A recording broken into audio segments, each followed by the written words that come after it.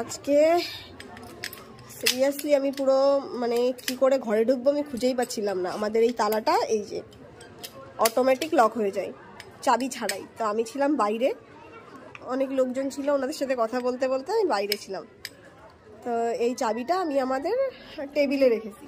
আমাদের টেবিলটা এই যে এইখানে ছিল, এইখানে এই চাবিটা এই জায়গাটায় ছিল। তো এই দুটো চাবি এখানে ছিল আর এই খাবারটা এখানে ছিল আমার।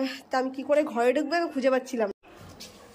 অনেকবার আইডিকে বলার পর আইডি প্রথমে আমার এই চাবিটা এনে দেয়, তারপর বাইরে সব লোকজন জড়ো হয়ে গেছিলো। আমি আইডিকে অনেক করে বলছিলাম, চাবিটা যেখানে এতটা দূরে ছিল ও এখান থেকে নাঙল পাচ্ছিল না। তারপর ওই চেয়ারটায় উঠলো, চেয়ারটায় উঠে তারপর এখান থেকে এই চাবিটা নিয়ে আমায় দেয়।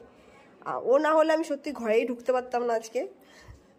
তো একটা কুকুর হয়েও মানুষের থেকে বেশি বোঝে। কুকুর হয়েও যে